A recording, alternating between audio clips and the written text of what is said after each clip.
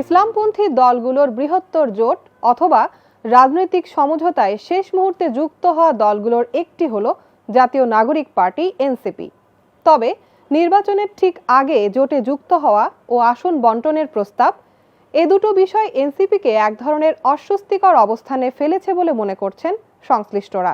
প্রস্তাব অনুযায়ী এনসিপির জন্য প্রায় 30টি আসন রাখার কথা বলা হয়, কিন্তু এই সংখ্যা নিয়েই আপত্তি তুলেছে জোটের পুরনো শরিকরা, বিশেষ করে ইসলামী আন্দোলন বাংলাদেশ।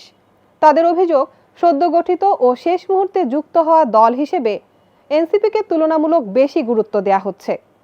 আবার জামাতের সাথে সমঝোতার কারণে গত 11 দিনে এনসিপির অন্তত 20 জন শীর্ষ ও দ্বিতীয় সারির নেতা দলীয় পদ থেকে পদত্যাগ করেছেন বা ফেব্রুয়ারিতে অনুষ্ঠিতব্য নির্বাচনের সঙ্গে সংশ্লিষ্ট সব কার্যক্রম থেকে নিজেদের প্রত্যাহার করে নিয়েছেন।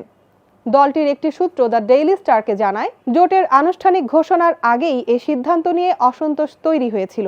সূত্রটি আরও জানায়, যে কোনো সময় অন্তত আরও 10 জন গুরুত্বপূর্ণ নেতা পদত্যাগ করতে পারেন। এনসিপি একদিকে যেমন জোটের ভেতরের আলোচনার মুখে পড়েছে, অন্যদিকে বাস্তবে অনেক আসনে জামাত ও ইসলামী আন্দোলনের প্রার্থীর সঙ্গে মুখোমুখি প্রতিদ্বন্দ্বিতায় নামতে হতে পারে। যেসব আসন তাদের জন্য ছাড়ার কথা ছিল, সেখানেও অন্য দলগুলোর প্রার্থী মনোনয়ন জমা দেয়ায় এনসিপির অবস্থান আরও অনিশ্চিত হয়ে উঠেছে। ফলে জামাতের সঙ্গে ভোটের সমঝোতায় তারা কতটা কার্যকরভাবে নিজেদের রাজনৈতিক অবস্থান ধরে রাখতে পারবে, সেটাই এখন বড় প্রশ্ন।